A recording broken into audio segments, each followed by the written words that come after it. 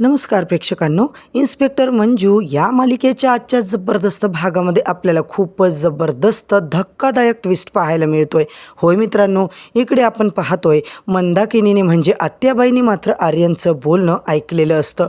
आता तिला पत्ता मिळालाय की तो कुठे लपून त्याने सत्याला ठेवले. आता ती धावत जाते, मंजू आणि सवीला घडलेला सगळा प्रकार आता सांगते. इकडे मात्र आपण पाहतोय मंजिरी आता थोडं तिचं इन्स्पेक्टर डोकं चालवते आणि वेळ मारून नेण्यासाठी आपण आता नवरीलाच बदलून टाकूया म्हणून नवरीच्या जागेवर चक्क सवीला तयार करते. आता तिकडे सवी मात्र नवरी बनून मंजू तिकडे सवीला बसवते आणि सत्याला वाचवायला मंजू मात्र चक्क घोड्यावरून निघालेली असते. होय मित्रांनो, इकडे सत्या आता खूप मार खात असतो. गुंड त्याची इतकी धुलाई करतात ना, सत्याला अक्षरशः त्रास व्हायला लागतो. मंजू आता हे सगळं बघून असते आणि ती बघते आणि एकटी मंजू आता सत्याला कसं वाचवणार मित्रांनो. आणि मालिकेत आता आर्यन काय धमाका करणार आहे हे पाहणं फारच रंजकदार ठरणार आहे. इकडे आपण पाहतोय आर्यन आणि सवीचं चक्क लग्न होणार आहे. आता नवरीच्या जागेवर मंजूच्या जागी सवी आहे. आर्यन आता तो बोलत असतो की वाघमारे मॅडम, तुम्ही आता तुमच्या डोक्यावरचा पदर काढू शकता. मंजिरी मॅडम काढा ना पदर. तेव्हा मात्र सवी काही पदर काढत नाही आणि प्रेक्षकांनो, आपण काय पाहतोय, आर्यन स्वतः आता मंजूचा पदर वरती करतो आणि सवीचा चेहरा बघितल्यानंतर त्याला मात्र खूप मोठा शॉक लागतो. सवी, तू मंजू मॅडम कुठे गेल्या? आता मात्र प्रेक्षकांनो, आर्यन लग्न मंडपातच असा काही धिंगाणा करतोय ना, हे सगळं आता खूपच अनएक्सपेक्टेड असं आपल्याला पाहायला मिळतंय. आणि मित्रांनो, आजचा भाग खूपच इंटरेस्टिंग असा दाखवला आहे, त्यामुळे शेवटपर्यंत नक्की बघा. चॅनलवरती नवीन असाल तर चॅनलला सबस्क्राईब करा आणि व्हिडिओला लाईक करा. तर मित्रांनो, या सगळ्यांची सुरुवात आता कशी होते, इकडे मात्र आता गुरुजी म्हणत असतात, अहो लग्नाचा मुहूर्त टळून चाललाय, कधी येणार आहे तुमची नवरी मुलगी? लवकरात लवकर लग्न करायचं आहे की नाही तुम्हाला? चित्रकार बोलतात, अहो पण माझे काका आले नाहीत ना, थांबा ना, ते येईपर्यंत लग्न नाही करता येणार, त्यांनीच लग्न जमवलंय की नाही, मग आता आपल्याला थांबावं लागेल, लग्नाचा मुहूर्त निघून जाईल असं गुरुजी म्हणतात, वेळेतच लग्न लावायचं आहे. अहो तिकडे आता ते असं बोलतात आणि चित्रकारांना आता मात्र टेन्शन येतं. नवऱ्या मुलीची ते वाट बघतात. आत्याबाई म्हणतात, जा बरं तुम्ही नवरीला आता घेऊन या. आर्यन म्हणतो, आत्याबाई तिकडून निघते आणि मंजूला आणायसाठी आता आत्याबाई मंजूच्या रूममध्ये येते. मंजू मात्र प्रेक्षकांनो तिकडे असते आणि जी मंजू मात्र एकटीच आता विचारात गहन असते.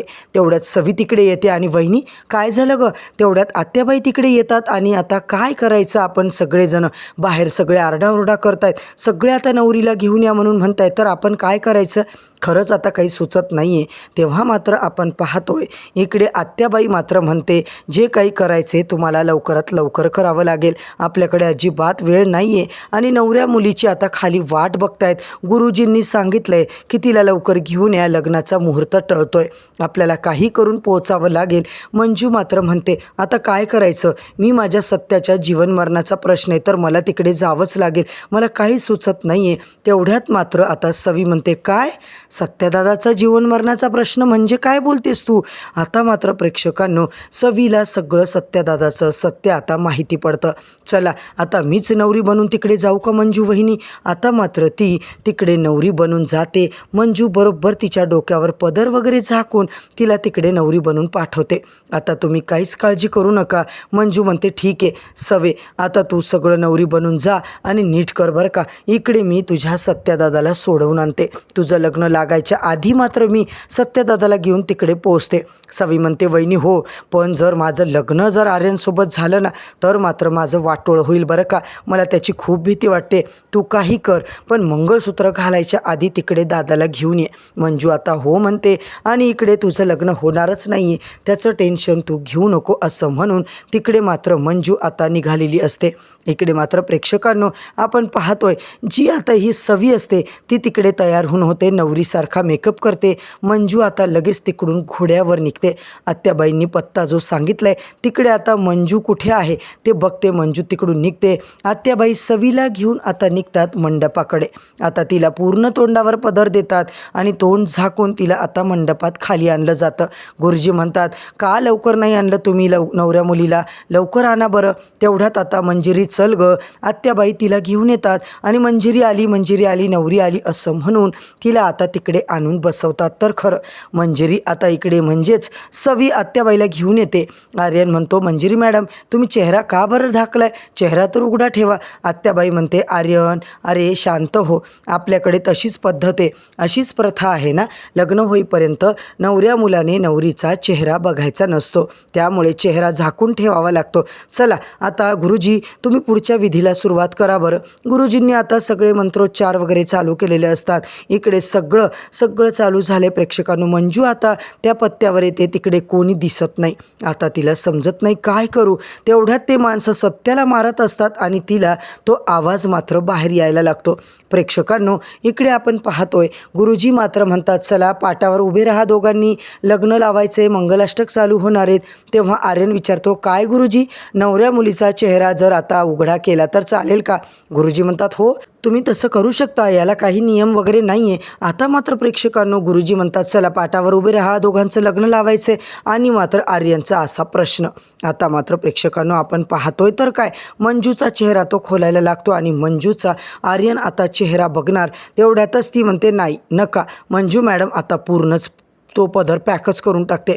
आर्यन आता बळजबरीतीचा पदर काढायला बघतो आणि पाहतो तर काय, सवी. आता सवीला बघून तो म्हणतो, ए तू काय करतेस इकडे, तुला लाज वाटत नाही आहे? मंजू मॅडम कुठेत माझ्या, काय करतेस तू इथे, काय पोरखेळ चालवला आहे का तुम्ही लोकांनी इकडे? आता मात्र मम्मी साहेब काय आहे हे सगळं, मम्मी साहेबला तर पुरता धक्काच बसतो. आता मात्र ती बोलते, आर्यन राजे अहो मलाही माहिती नाही आहे मंजिरी कुठे गेली आहे. आता आर्यन इतका चिडतो ना, सवीलाच आता भांडतो, मंजिरी मॅडमला तुम्हीच कुठेतरी गायब केले. आता ती म्हणते, मला खरंच माहिती नाही आहे मंजू वहिनी कुठे. आणि लगेच आता तिकडे प्रेक्षकांनो सगळेच आता मंजू सवीला म्हणजे ओरडायला लागतात. इकडे आता सगळं चालू आहे, बलमा वगैरे त्यांना इतका आनंद होतो. तर आता मंजू ही त्या गुंडांना अशी काही झोडपून मोकळं करते ना, सगळ्यांना आता ती एकेकाला मारून मोकळं करते. सत्याला आता त्यांच्या तावडीतून सोडवते. सत्य तू काळजी करू नको, त्यांना मी चांगलंच आता बेशुद्ध केलंय, तुला आता त्यांच्या तावडीतून इकडून घेऊन जायला आली आहे असं म्हणत त्यांच्या तावडीतून सत्याला वाचवते. आणि सगळ्या गुंडांना मारून मात्र मंजू तिकडून सत्याला घेऊन निघायला चालते. आता तिला वाटतं लवकर निघायचंय, आर्यनच्या तावडीत तिकडे सवी अडकेल नाही तर. आता जर आपण वेळेत पोचलो नाही ना सत्या, तर आर्यन आणि सवीचंच लग्न लागून जाईल. म्हणून आता तडकाफडकी ते दोघं तिकडे निघतात. इकडे मात्र आर्यन संतापाची लाट त्याला उसळलेली असते. आता मात्र मंजू मात्र रणरागिणीचं रूप धारण करून प्रेक्षकांनो आर्यनची अशी धुलाई करताना आपल्याला पाहायला मिळणार आहे. उद्याच्या भागात मात्र आता जबरदस्त मालिकेत ट्विस्ट येणार आहे. आता तो ट्विस्ट मिस करायचा नसेल तर चॅनलला आत्ताच सबस्क्राईब करा, व्हिडिओला लाईक करा.